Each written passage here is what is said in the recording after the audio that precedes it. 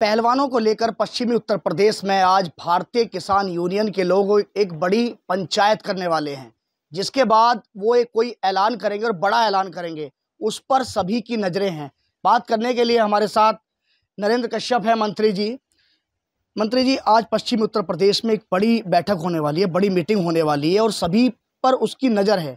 जिस तरह से एक बार किसान आंदोलन बड़ी तेजी से हुआ था और आपके गाजीपुर बॉर्डर पर आके बैठे थे वो लोग, इसी तरह से माना जा रहा है कि आज कहीं ना कहीं पश्चिमी उत्तर प्रदेश में कोई ऐसा ऐलान हो सकता है कि एक बार फिर सरकार के सामने कुछ परेशानियां खड़ी हो सकती हैं। उत्तर प्रदेश इस बात को पहचानता है कि जब जब भी लोकसभा का चुनाव हो या विधानसभा का चुनाव, कुछ ना कुछ घटनाएं ऐसी होती हैं जो राजनीति को प्रभावित करने का लोग मंशा रख के करते हैं। 2022 में भी कुछ किसानों ने विधानसभा चुनाव के पहले लंबे समय आंदोलन किया था। आंदोलन का मत क्या था, मन क्या था, दुनिया ने, देश ने, सबने देखा। और अब फिर 2024 लोकसभा का चुनाव सामने आने वाला है। किसान यूनियन के कुछ लोग फिर सामने आए हैं। तो दो बातें हैं। एक तो प्रदेश की जनता बहुत होशियार है, समझ जाती है कि कौन सा काम कहाँ पे क्यों होने वाला है। दूसरा, साथ में ये भी है, मुझे लगता है कि जिस घटना को लेके, जिस बात को लेके इस आंदोलन की शुरुआत हो रही है, उनकी मांग थी एफआईआर हो, एफआईआर हुई, विवेचना चल रही है। न्यायालय निर्णय देता है कि कोई व्यक्ति दोषी है अथवा नहीं। तो जब तक विवेचना पूर्ण ना हो, मामला न्यायालय में ना हो, मैं नहीं समझता कि किसी के पास ये अधिकार प्राप्त हो कि वो बोले कि इनको सजा दे दो और सजा दे दी जाए। कैसे हो सकता है ये संभव नहीं है। कानून का ऐसा कोई प्रोसीजर ही नहीं है।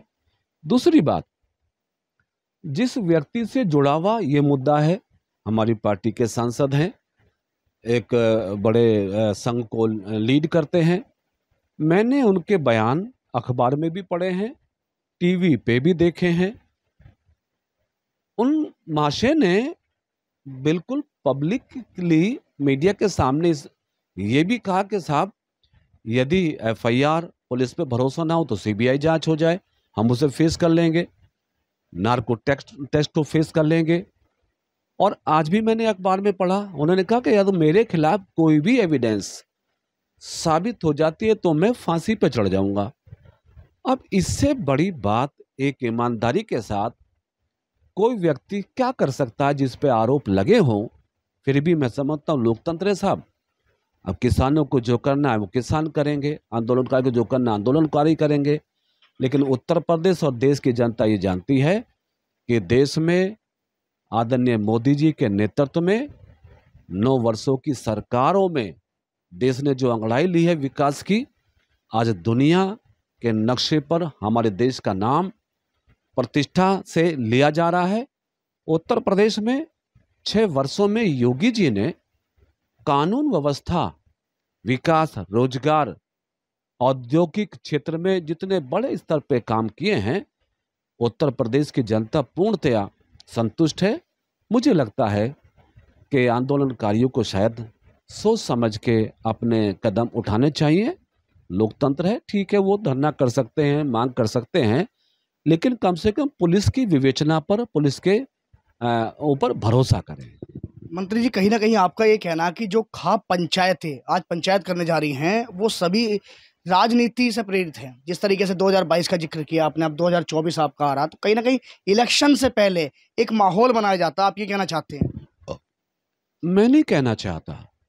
उत्तर प्रदेश की जनता ने देखा है, देश की जनता ने देखा है, और भारतीय जनता पार्टी पर, हमारे माननीय मुख्यमंत्री जी पर, प्रधानमंत्री जी पर, एमएसपी को लेकर, बहुत सारे मुद्दों को लेकर लंबा आंदोलन चला। प्रधानमंत्री जी ने सहर्ष किसानों के लिए जो बिल बना था उसको वापस लिया, किसानों के मान को, सम्मान को ध्यान में रखते हुए। तो एक स्वाभाविक सी प्रक्रिया मुझे लगती है कि जब जब चुनाव आते हैं, कुछ ना कुछ आंदोलनकारी, चाहे मुद्दे हित के हों या ना हो, इस तरह की बातें करने के लिए आगे आते हैं। लेकिन मैं ये भी जानता हूं कि लोकतंत्र उन्हें करने का अधिकार है। मंत्री जी, आप ओबीसी मोर्चे के अध्यक्ष भी हैं। वहीं अगर जयंत चौधरी की बात करें तो जयंत चौधरी गाजियाबाद में 2 दिन रहे और आप भी गाजियाबाद से ही आते हैं, तो आपको क्या लगता है कि गाजियाबाद में जिस तरीके से उन्होंने 2 विधानसभा नहीं 2 लोकसभा में कई गांवों में गए, कई गांवों में घूमे, तो उन्हें कितना समर्थन मिलेगा? क्योंकि 2 लोकसभा की बात है, यहाँ पर बागपत लोकसभा पड़ती है मोदीनगर में और मुरादनगर विधानसभा पड़ती है आपका गाजियाबाद लोकसभा में। श्री जयंत चौधरी जी अपनी पार्टी के नेता हैं, अध्यक्ष हैं। संगठन के माध्यम से जाना, काम करना, ये सब उनके क्षेत्राधिकार में आता है, वो करेंगे। लेकिन अब बागपत की जनता, मुजफ्फरनगर की जनता, गाजियाबाद मेरठ की जनता, उन्हें और प्रदेश की जनता, उन सबको मालूम है कि लोकसभा का जब चुनाव 2019 में हुआ, बागपत पे भारतीय जनता पार्टी की जीत हुई, मुजफ्फरनगर में भारतीय जनता पार्टी की जीत हुई, मेरठ गाजियाबाद में जीत हुई। मतलब ये है कि राजनीति को अब एक सीमा में बांधकर कोई व्यक्ति करेगा तो प्रदेश की जनता में उसकी स्वीकारता नहीं होगी। क्योंकि अब कुछ राजनीतिक दल ऐसे हैं जो चुनाव के समय ही निकलते हैं, चुनाव समाप्त हुआ, अपने कार्य को बंद कर दें। तो अब प्रदेश की जनता का, देश की जनता का परसेप्शन बदला है। अब उत्तर प्रदेश की जनता उसी पार्टी को, उन्हीं नेताओं को स्थान देती है जो लगातार उनके बीच में रहते हैं, उनकी समस्याओं को सुनते हैं, उनके सुख दुख में काम आते हैं, अपने संगठन विचार को बढ़ाने का काम करते हैं।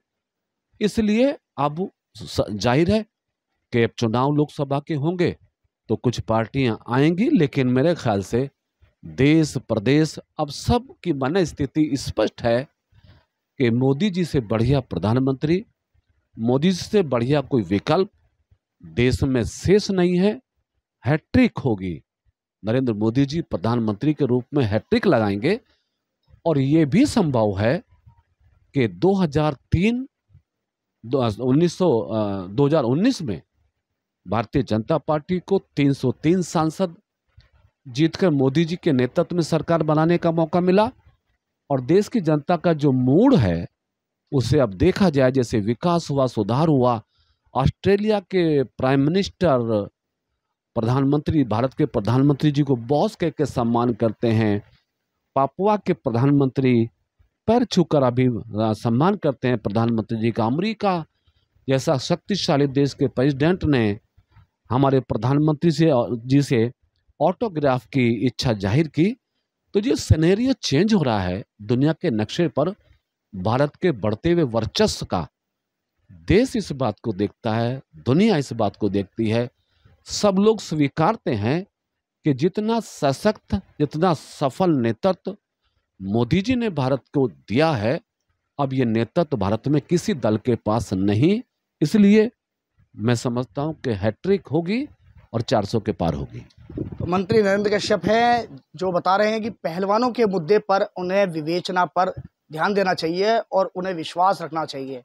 वहीं अगर खाप पंचायतों की बात की जाए तो आज उत्तर प्रदेश के मुजफ्फरनगर में एक बड़ी महापंचायत होने वाली है। तो साफ तौर पर मंत्री जी का ये कहना है कि जिस तरीके से 2022 में और जब इलेक्शन आते हैं तो तब इस तरह का माहौल बनाया जाता है। वहीं जयंत चौधरी के मुद्दे पर यह बोला कि कुछ ऐसी पार्टियां हैं जो चुनाव में ही घर से निकलते हैं। गाजियाबाद से एबीपी गंगा के लिए मैं शक्ति सिंह।